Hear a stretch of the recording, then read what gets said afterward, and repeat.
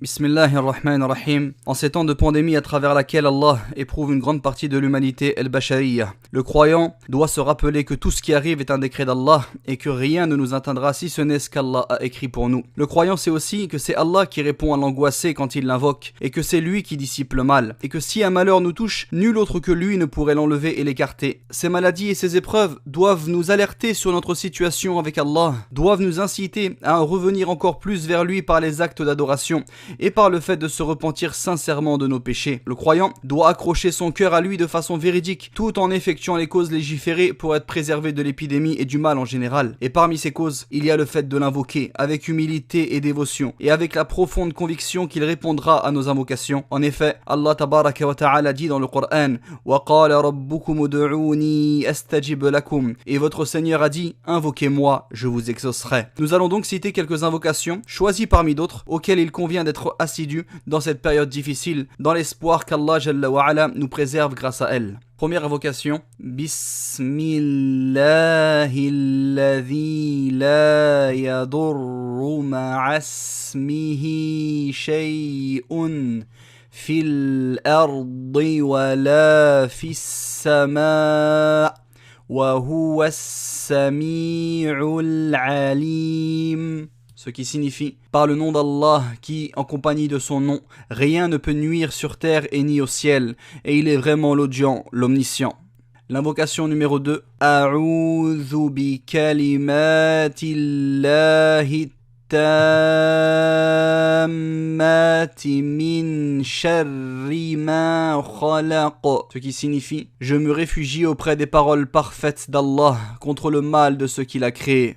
Troisième invocation. Allahumma inni a'udhu bika minal baras wal junun wal judham wa min sayyi'il asqam. Ce qui signifie, ô Allah, certes je me réfugie auprès de toi contre la lèpre, la folie, l'éléphantiasie et les mauvaises maladies. Invocation numéro 4. Allahumma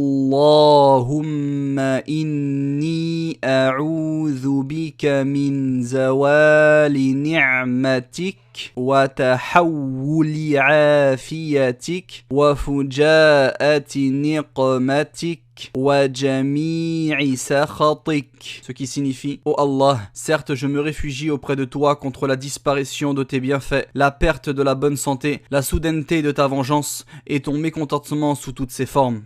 Invocation numéro 5. Allahumma inni as'aluka al-afiyata fid dunya wal akhirah.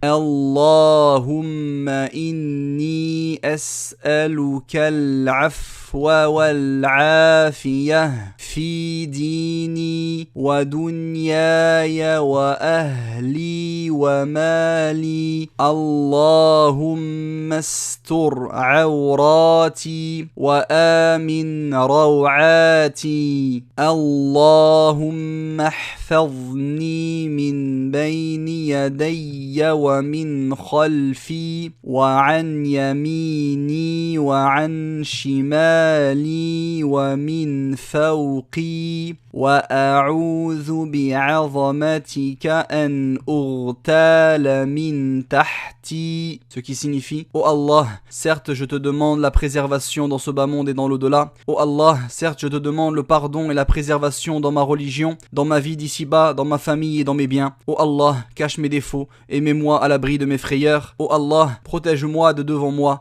de derrière moi, de ma droite, de ma gauche et d'au-dessus de moi. Et je me réfugie auprès de ta grandeur contre le fait d'être assassiné par en dessous de moi. Invocation numéro 6. La ilaha illa anta subhanaka inni kuntu minaz zalimin. Ce qui signifie, nulle divinité ne mérite l'adoration en dehors de toi, gloire et pureté à toi, certes j'étais parmi les injustes. Également au moyen du Coran, il est bien de réciter Suratul Ikhlas, la sourate numéro 112 du monothéisme pur, ainsi que Suratul Falaq, la sourate de l'aube naissante, la numéro 113, ainsi que Suratul Nas, la sourate des gens ou des hommes, la sourate numéro 114. Également, il convient de réciter Ayatul Kursi, le verset 255 de la sourate 2, le verset du repose-pied. Voilà pour ces invocations choisies. N'hésitez pas à les diffuser autour de vous. Barakallahu fikum. Qu'Allah vous préserve. Hafizakumullah. Wa akhiru da'wana anil hamdulillahi rabbil alamin.